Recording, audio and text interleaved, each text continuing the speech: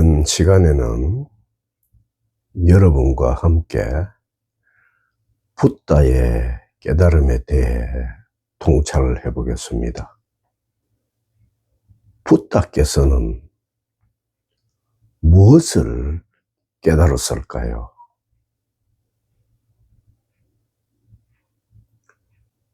저는 지구 위에서 사는 인간이란 종의 의식의 진화가 최종적으로 완성되면은 어떤 모습일지 그것을 확인해 보려면은 지금으로부터 2000년 이전으로 거슬러 올라가야 된다라고 생각합니다. 요즘도 그런 표현을 사용하는지 모르겠지만 제가 어릴 적 학교에서 배울 때 인류의 4대 성인이라는 그런 표현이 있었습니다. 지금 누가 저한테 그 네 분 중에 두 사람만 추려서 2대 성인을 말해보라 라고 말한다면 저는 주저없이 붓다라고 불리는 가우타마 시타르타와 그리스도라고 불리는 예수라고 말하겠습니다. 종파적 종교 교리의 시각으로 보면 이 두 인물이 여러 가지 면에서 서로 이질적으로 보이고 실제로도 많은 사람들이 그렇게 보고 있습니다. 저 역시 이 종교 생활을 할 때는 종파 종교 교리의 시각으로 보았기 때문에 저도 그렇게 생각했습니다. 저는 로만 가톨릭, 한국에서 천주교라고 부르는 종파 종교에서 26년간 한때 종교 생활을 했었고 지금은 종교를 졸업한 지가 올해로 만 20년이 되는 해입니다. 그러다가 감사하게도 깨달음 여정에 들어서게 되었고 또한 운 좋게도 시절 인연이 도래해서 눈을 뜨는 사건이 제게 일어났습니다. 그 사건이 일어난 후에 이 두 분의 가르침을 다시 보니까 종파 종교적 시각으로 볼 때와는 전혀 다르게 이분들의 가르침이 문화 코드가 달라서 표현만 서로 다를 뿐이지 똑같은 진실을 가르쳤다는 점을 확인할 수 있었습니다. 붓다께서 사람들에게 열반에 이르는 길을 보여주셨다면 예수께서는 하느님의 나라에 이르는 길을 보여주셨습니다. 종파적 종교 교리 시각에서 보면 열방과 하느님의 나라가 전혀 달라 보이지만은 실제로는 그렇지 않습니다.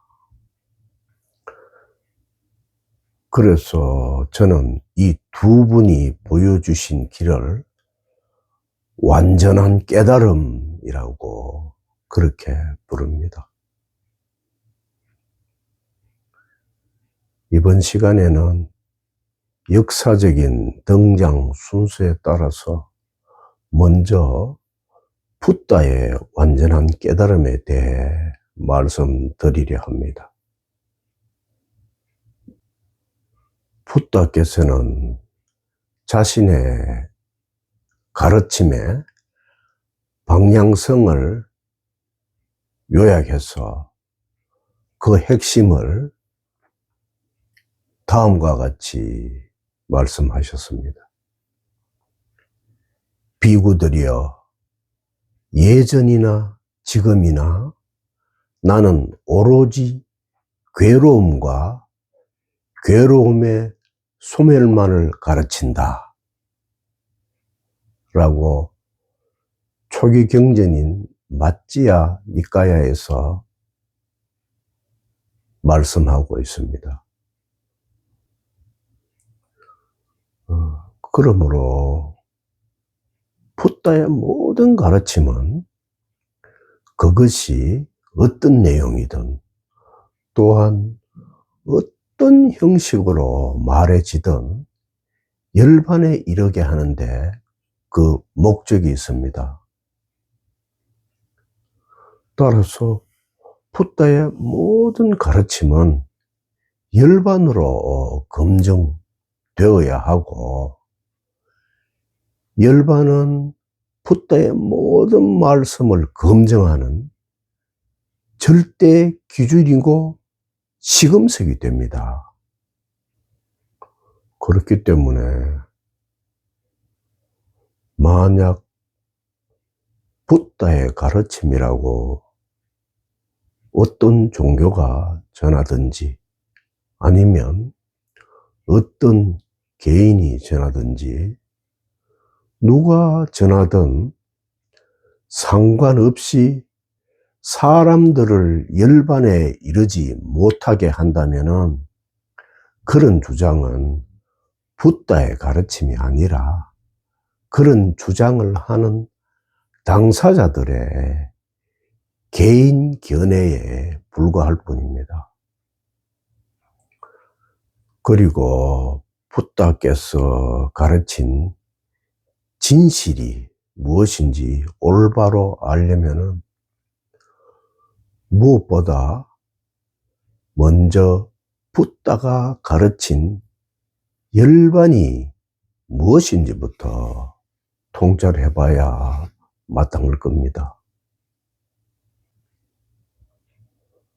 붓다의 가르침이나 예수의 가르침이 보통 종교 교리를 통해서 선전되고 있기 때문에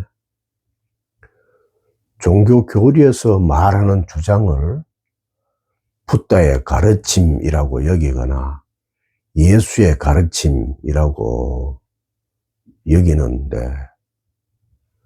물론 종교 교리의 내용 중에 일부 그런 부분이 없지는 않겠지만은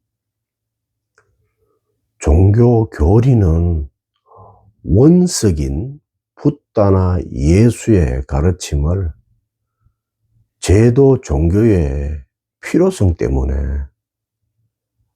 그들이 2차, 3차 가공한 가공품입니다. 그래서 원래의 붓다와 예수의 가르침을 변형하고 왜곡하는 그런 경우가 적지 않습니다. 원석인 맨낫의 붓다와 예수를 대면하려면은 우리는 종파 종교적 교리를 걸러내야 마땅합니다. 붓다께서 종교 교리로 정착되기 이전에 열반에 대해 설법하신 내용이 있습니다. 그 내용이 초기 경전인 우다나경에 나옵니다. 그 내용은 다음과 같습니다. 비구들이여, 그런 자리가 있다. 그 자리에는 땅도 없고 물도 없고 불도 없고 바람도 무한한 공간의 자리도 없고 무한한 의식의 자리도 없고 아무것도 없음의 자리도 없고 지각도 아니고 비지각도 아닌 자리도 없다. 이 세계도 없고 저 세계도 없으며 해도 달도 없다. 비구들이여, 그 자리에는 옴도 없고 감도 없으며 머뭅도 없고 사라짐도 없고 다시 남도 없다. 그것은 기댈 곳도 없고 전개됨도 없으며 붙잡을 대상도 없다. 이것이 바로 괴로움의 끝이다. 초기 경전에 나오는 붓다의 이 진술은 이후에 불교 역사에서 교리로 정립되는 무와 연기공을 풀어서 자상하게 사변적으로 진술하는 것에 그치지 않고 선불교의 육조해능이 말한 본래 무일물이라는 진술까지 다 포함하고 있으면서 내용이 획기적이지만 또한 표현하는 형식에서도 붓다가 진술하려고 한 내용을 뒷받침해주는 구조로 되어 있습니다. 그래서 이 진술이 붓다의 모든 가르침을 다 품고 있는 핵심이며 모든 것이라고 말할 수 있는 가르침입니다. 한마디로 붓다의 천재성이 유감없이 표현되고 있는 놀라운 진술이라 할 수 있습니다. 이 짧은 문장이 붓다가 가르치려고 한 모든 것이 다 들어있습니다. 얼마나 놀랍습니까? 한글로 번역된 문장이라 원래의 진의가 그대로 전달되지 않을 수 있지만 또 몇몇 부분이 실제로 다른 한글 번역과 다르기도 합니다.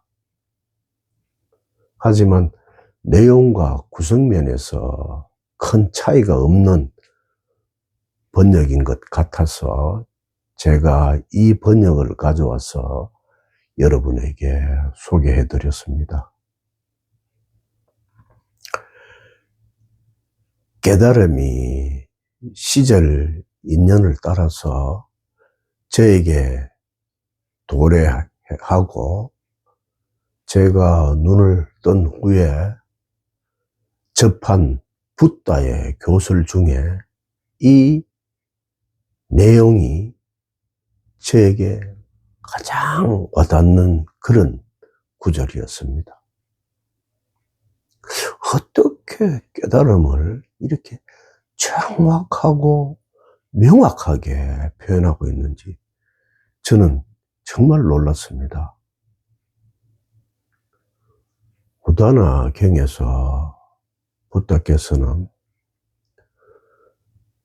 처음에는 그런 자리가 있다라고 말을 시작하지만 그 다음 구절부터는 시종일관 없다라는 형식으로 말을 이어갑니다. 그리고 끝문장에서는 이것이 바로 괴로움의 끝이다 라고 마무리하고 있습니다. 그러니까 첫 문장에서는 그런 자리가 있다라고 긍정 형태로 말하지만 뒤이어서 없다라는 부정 형태로 앞에 긍정 형태를 부정하는 형식으로 진술이 되어 있습니다. 다시 말하면 긍정을 해놓고 이어서 긍정한 내용을 부정하는 그런 형식입니다. 부다께서는 지혜롭게도 아무 모양이 없는 깨달음을 이 진술을 듣는 사람들이 있다고도 생각할 수 없게 만들고 없다고도 생각할 수 없도록 아주 절묘하게 표현하고 있습니다. 붓다의 이 진술을 제대로 살펴보면은 이 가르침 안에 후에 불교의 교리로 정착되는 무아와 영기, 공이라는 모든 내용이 다 들어있으면서도 종교 교리와 달리 어떤 틀에 넣어 형식으로 규정을 하지 않고도 그런 진실을 다 이야기하고 있다는 점이 정말 감탄하지 않을 수 없게 만듭니다.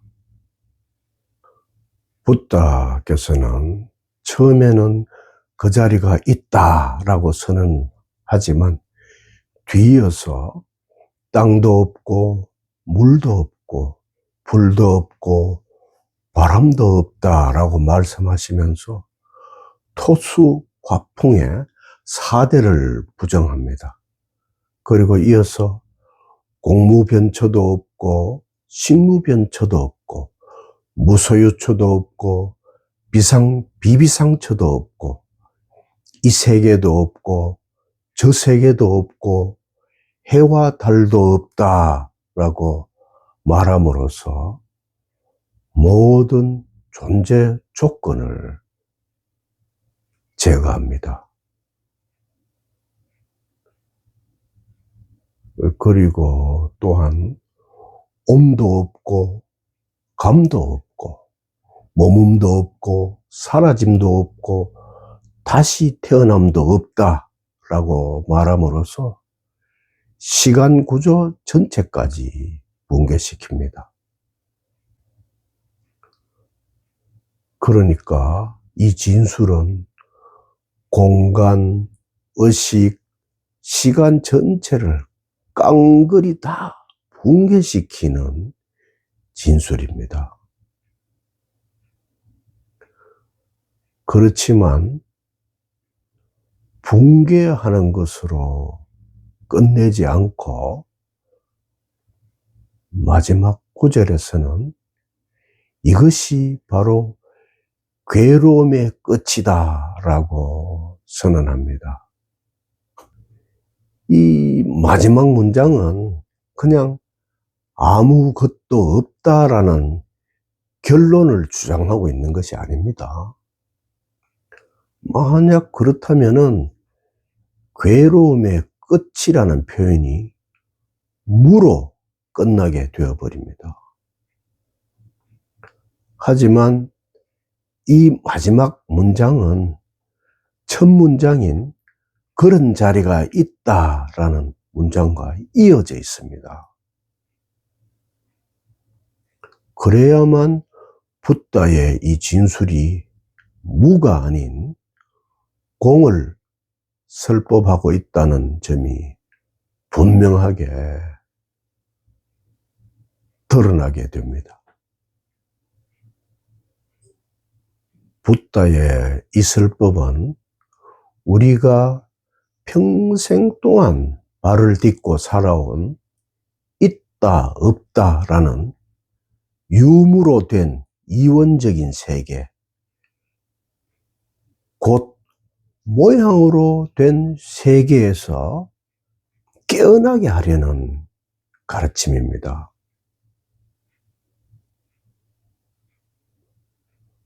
이러한 붓다의 가르침을 대성불교에서는 중도라고 말합니다.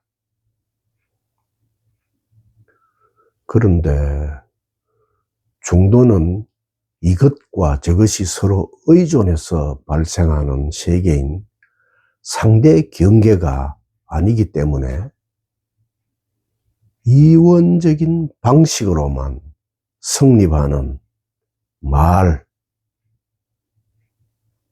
언어로는 가다할 수가 없습니다.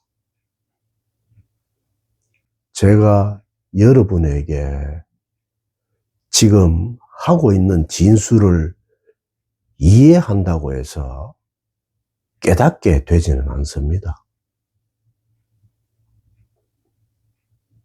그래서 아무 모양이 없는 진실인 깨달음을 두고 알아야 된다라고 말하지 않고 깨달아야 된다라고 말하는 겁니다.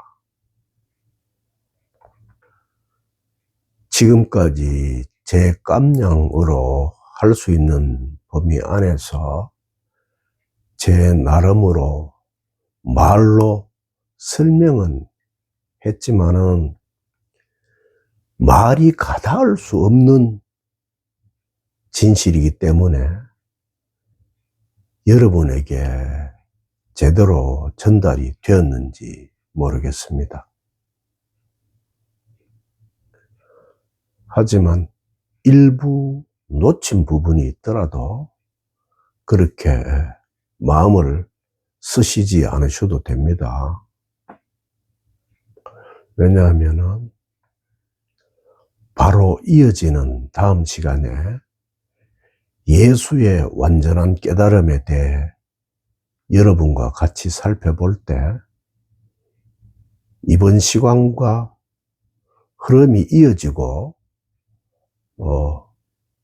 같은 내용이 유지가 되기 때문에 아마 제가 여러분에게 전달하려는 내용이 좀 더 분명하게 잘 전달될 수 있는 그런 시간이 될 것이라고 봅니다.